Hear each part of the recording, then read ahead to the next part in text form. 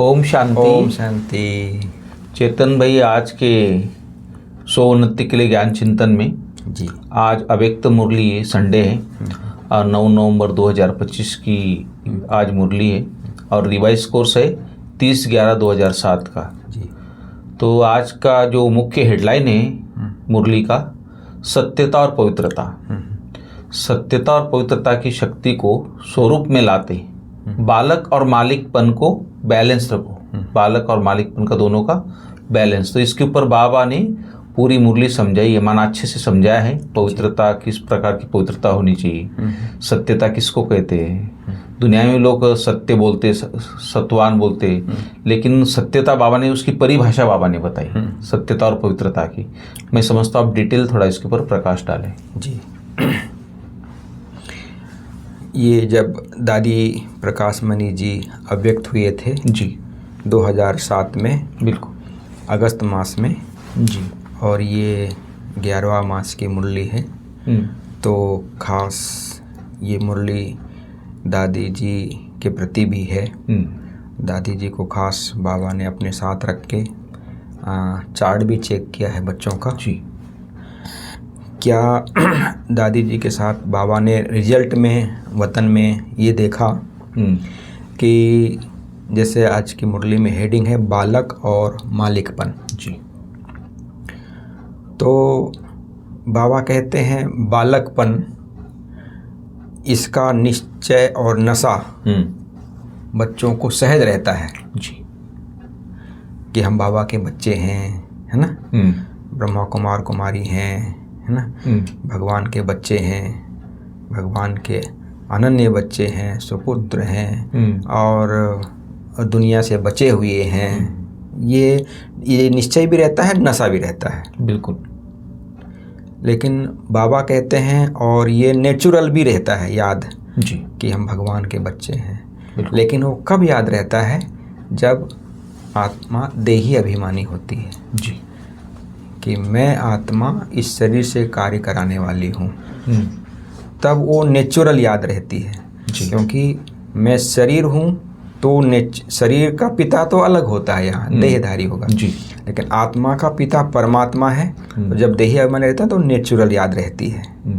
तो बाबा कहते हैं चाहे हम कोई भी सेवा भी करते हैं, भाषण करते हैं, कोर्स कराते हैं, तो जब हम स्वयं जिस स्वरूप में रहते हैं उसका वो अनुभव करते हैं।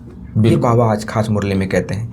यदि हमारी साधारण स्थिति है तो साधारणता का वो अनुभव करते हैं। यदि हमारी उच्च स्थिति है तो उच्च जैसे दादियों को हमने देखा, उनकी कितनी ऊंची स्थिति थी। एक सिंपल बात भी बोलते थे तो दूसरों को लग जाता था, और एक बहुत मनन चिंतन करके और ये बोलते, लेकिन जब ये धारणा में नहीं है तो उतना उसका प्रभाव नहीं पड़ता है। हमने प्रैक्टिकल जो भी शक्ति परमात्मा देता है हमको, उसकी अनुभवी बनो चीज के। तो जैसे नेचुरल स्वरूप हो, आत्मा का भान नेचुरल है, परमात्मा की संतान है, ये नेचुरल है।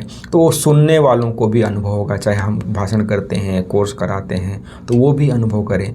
तो और बाबा ये कहते हैं कि भाई हम बाबा का ज्ञान है, हम बाबा के बच्चे हैं। हाँ, बाबा का सब कुछ दिया हुआ है। क्या ज्ञान कहो, खजाना कहो, है ना, शक्ति कहो, बाबा की दी हुई, तो हम जस्ट दे रहे हैं। बाबा के दिया हुआ बाबा और अन्य अपने भाई बहनों को दे रहे हैं। ये भान रहेगा तो उनकी बुद्धि भी भगवान की तरफ जाएगी। ये नहीं कि मैं सुना रहा हूँ, मैं बोल रहा हूँ, वो बात तो इसलिए बाबा कहते हैं ना, बीच में बाबा बाबा सब निकले, बाबा कहते हैं। बाबा का भगवान, बाबा मतलब भगवान कहते हैं। तो ये बात आज खास हम बच्चों को समझा रहे हैं बाबा। तो दूसरी बात ये है कि पहला तो ये है बालकपन का। दूसरी बात जो दादी जी के साथ आज बाबा ने रिजल्ट में देखा कि जो मालिकपन है ना, मालिकपन मतलब दुनिया के हिसाब से मालिक ने जो आधारिकारी होते हैं वो अलग चीज़ है। लेकिन मालिक का भी बाबा ने दो बातें बताई है। एक तो बाप के सर्व खजानों के मालिक है ना, और दूसरा होता है स्वराज के मालिक। तो मालिकपन का नशा भी बाबा कहते हैं, नशा और निश्चय भी नंबर वार रहता है बच्चों को। बिल्कुल। और कभी ज़्यादा भी होता है, कभी कम भी होता है मालिकपन का नशा। लेकिन बाबा कहते हैं एक रस हो जाए, उसकी बाबा आज खास युक्ति बता रहे हैं। पहली बात तो हम पहला मालिकपन ये है कि हम भगवान के खजानों के मालिक हैं। मालिक जो बाबा आत्म अभिमानी की बात करते हैं ना, वो बात इसमें आती है। देही अभिमानी अलग है, आत्म अभिमान मतलब आत्मा का स्वमान, उसमें हम जब रहते हैं कि परमात्मा ने हमें क्या सम्मान दिए हैं, तुम अनन्य रतन हो, मास्टर सर्वशक्तिवान हो, तुम आधार मूर्त हो, उद्धार मूर्त आत्माएं हो, भगवान के डायरेक्ट संतान हो, है ना जी। तो ये सब यदि हम जितने भी, हम तो बहुत लंबी लाइन है इसका, तो वो जब सम्मान रहते हैं, बाबा ने इतने खजाने हमें दिए हैं, वो याद रहते हैं, सर्व शक्तियाँ दिए हैं, सर्व वरदान दिए हैं, वो जब याद रहते हैं तो ये खजाने हैं बेहद के बाप के। बिल्कुल। तो ये बेहद का खजाना है, इसमें हम जितनी स्मृति में रखते हैं उतना हम दूसरों को दे पाते हैं। तो मेन चीज स्मृति में होना चाहिए। हाँ, स्मृति में होना चाहिए, उस स्वरूप में होना चाहिए जी। तो ये बाबा खास कहते हैं। और दूसरा होता है, दूसरा मालिकपन है स्वराज्य के मालिक। बिल्कुल। माना आत्मा का जो राज्य है मन बुद्धि संस्कार के ऊपर, जैसे शरीर को हम चलाते हैं, जैसे पाँव जहाँ चलना है वहीं चलेगा ना, जहाँ हाथ चलना, ऐसा नहीं कहीं भी चल रहे हैं हाथ नहीं, या कैसे भी ऐसा कमान जैसे होते वैसे जैसे कमान। तो ऐसे ही हमारा मन बुद्धि संस्कार है ना, संस्कार, ये हमारे आत्मा उस स्वराज में स्थित होकर भ्रकुटी सिंहासन में बैठकर और उसको राज्य को चलाए ना। ऐसा नहीं कि भाई आज तो मेरा मन नहीं कर रहा है, मेरा मन उदास है, तो मन के दास हो गए। मन के दास हो, सही। तो एक तरफ मेरा भी कहते हो, हाँ, उस तरफ फिर दास भी हो जाता है। दास भी कहते हैं। तो बाबा आज खास दादी जी के साथ ये देख रहे हैं कि ये मालिकपन का, बालकपन का तो रहता है, लेकिन मालिकपन की हमारी स्थिति हो। बिल्कुल, कि हम एक तो बाबा के खजाने के मालिक हैं, दूसरा स्वराज के मालिक हैं। और जो हम, इसलिए इसको राजयोग कहा जाता है, प्रजा योग नहीं कहा जाता है, राजयोग है ये। तो हम जितना मालिकपन की स्थिति में रहेंगे उतना बाबा कहते हैं डबल लाइट भी रहेंगे। बिल्कुल। और उतना हम समस्याओं और विघ्न से भी मुक्त रहेंगे। बिल्कुल। वो भले आएंगे लेकिन वो सहज पार हो जाएंगे, क्योंकि हमारी स्थिति ऊंची है। जैसे हवाई जहाज में हम जाते हैं जी, तो कितने पहाड़, नदियाँ, नाले कितने आते हैं, कोई फर्क पड़ता है? कोई फर्क नहीं पड़ता, कुछ नहीं। ऐसे ही हमारी स्थिति जब ऊंची हो जाती है तो ये समस्याएं, विघ्न, ये कुछ भी नहीं लगते हैं। इसलिए भगवान ने जो एक महामंत्र दिया है ना, मन मना भाव का, है ना, तो बाबा आज खास ये कहते हैं मन मना भाव का मंत्र दिया है, क्योंकि हम मन के मालिक हैं। मन को शिव बाबा में लगाना है, मन मुझे याद करना है। पूरे गीता का सार भी यही है, मन मना भाव मध्य जीव। तो तन मना भाव या धन मना भाव नहीं कहा है, बिल्कुल नहीं, है ना जी। लेकिन हम ज़्यादातर हम तन के विस्तार में लगे रहते हैं, धन के विस्तार में लगे रहते हैं, लेकिन मन मना भाव, है ना, मन एक में लगाना। तो तब हम चेतन भाई जीवन भर उसके विस्तार में लगे रहते हैं और लास्ट में फिर वही चीज़ें दुख भी देती है। हाँ, और लास्ट में उसी को याद कर करके फिर चले भी जाते हैं। जी जी। तो ये मना खास बाबा हम आज बच्चों को मना राजा बच्चा बनाते हैं। जैसे बाबा कहते हैं ना, मेरा राजा बच्चा है। दुनिया में भी होता है ना, अरे मेरा राजा बच्चा, है ना, नहीं बोलते हैं दुनिया में, लेकिन भगवान आकर राजा मतलब स्वराज के अधिकारी, बाबा भगवान के वर्षे के अधिकारी, उस स्वरूप में देखे भाई राजा बच्चे। राजा मतलब अधिकारी, है ना, अधिकारी मतलब मांगने वाला नहीं, हे भगवान मेरा ये काम कर दो, ये दे दो, मेरा ये कार्य कर दो। भगवान तो सब कुछ जन्मते ही दे देता है केवल उसको इमर्ज करने की बात है, याद करने की बात है, उसको अंदर में लाने की बात है।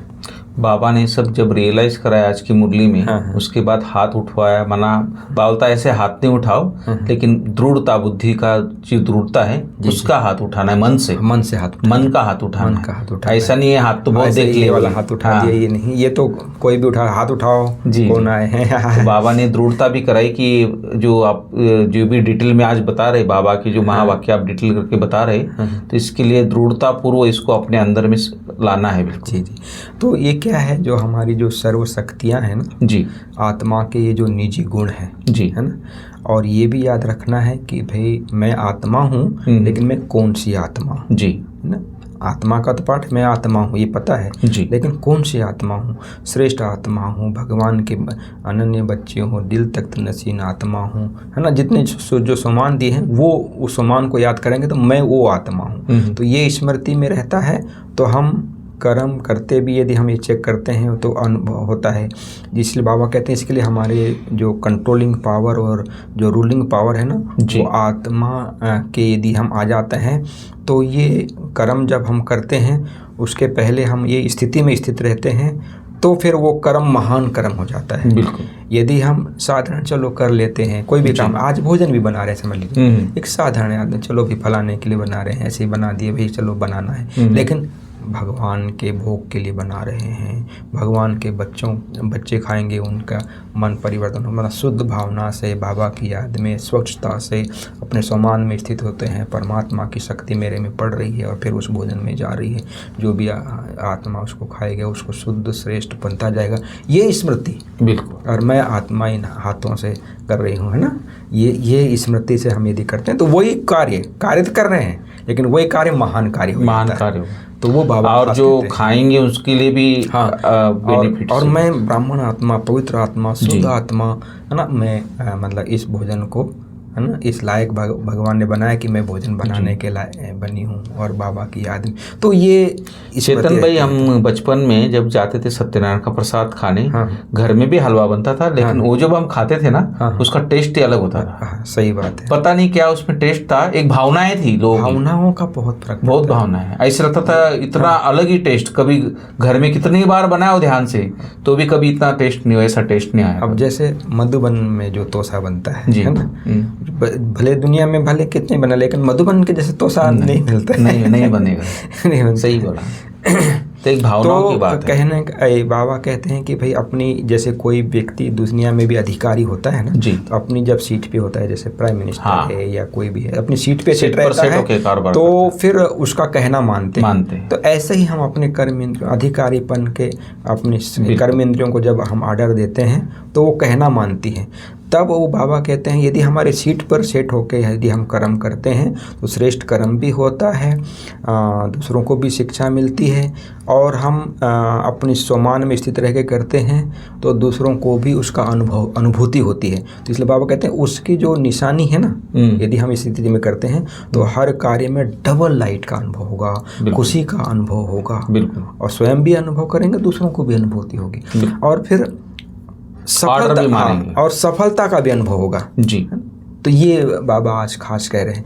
और बाबा कहते हैं, जैसे कोई कहते हैं ना ये कि मन बुद्धि, है ना, जैसे बाबा ने कहा था एक होती मन की चंचलता, है ना, तीन बातें परेशान करती है मनुष्य को, मन की चंचलता, भटकती बुद्धि और संस्कार, है ना।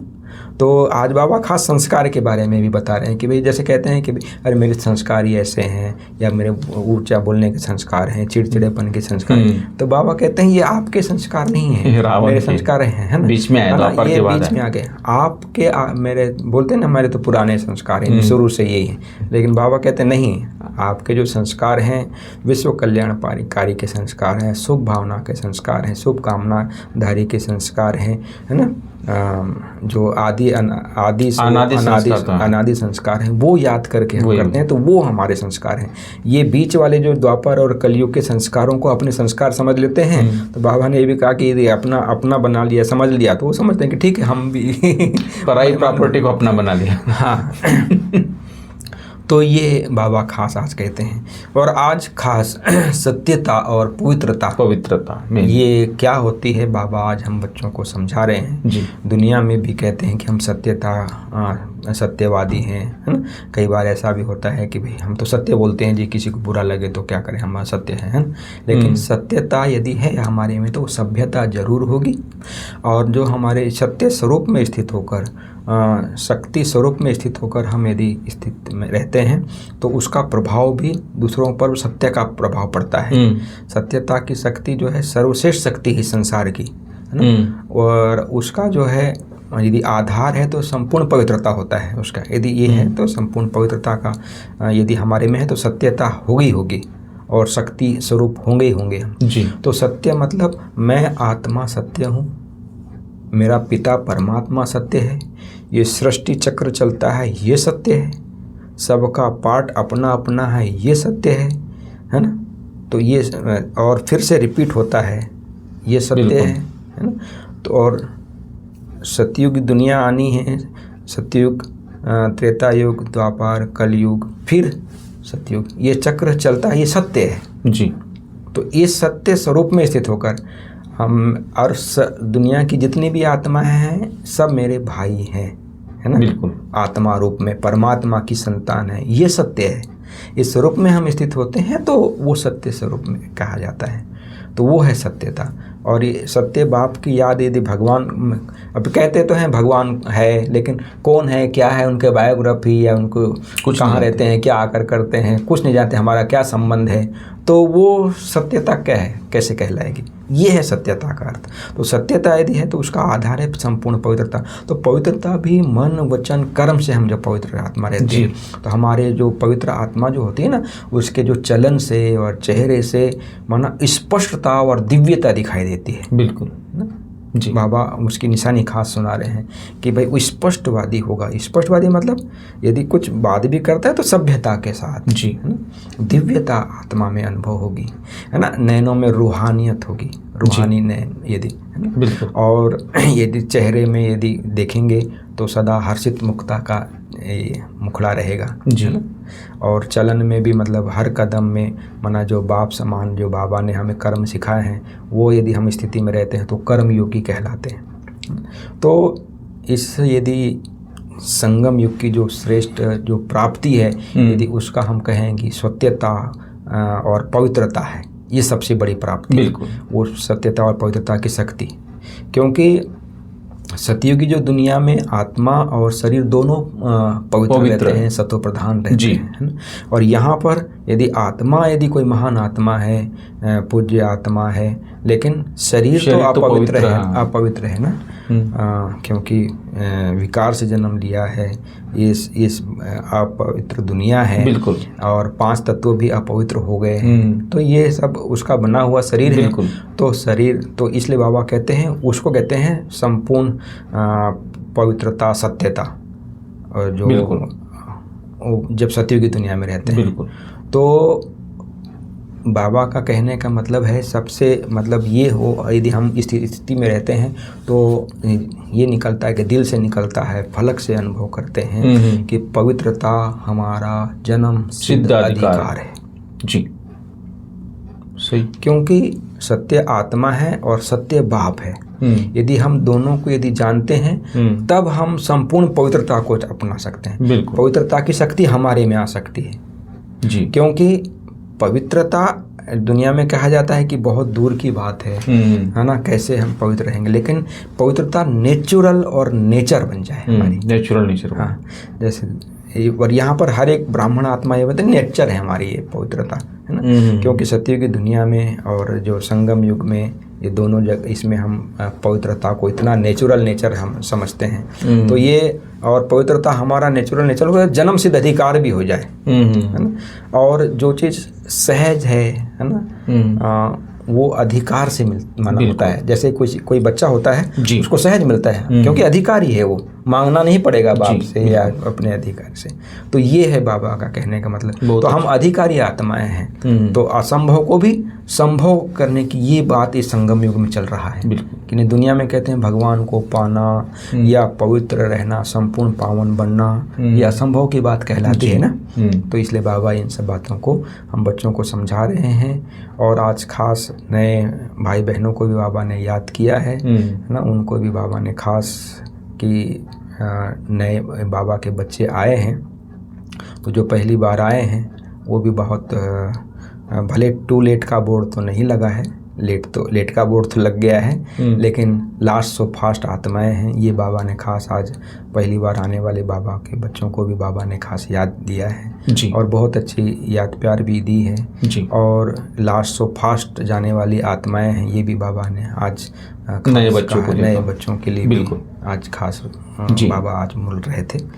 बाकी आप और आगे वरदान और स्लोगन और मुरली के बारे में बहुत चेतन भाई, आपने जो बाबा ने आज जो भी बातें कही है इसको आपने बहुत गहराई से और अच्छे से डिटेल करके बताया है। कैसे सीट पर सेट होके अपने स्वराज्य अधिकारी बन के अपने ज्ञान इंद्रिय जो मन बुद्धि संस्कार है इसको कैसे कंट्रोल करके और कैसे हमें संपूर्ण स्वरूप बनना है, उसका अनुभवी मूर्त बनना है, और कैसे प्रैक्टिकल हमारा जीवन हो, और पवित्रता का ही परिभाषा बाबा ने जो बताई उसकी भी आपने डिटेल सारी बताई, तो बहुत अच्छा लगा।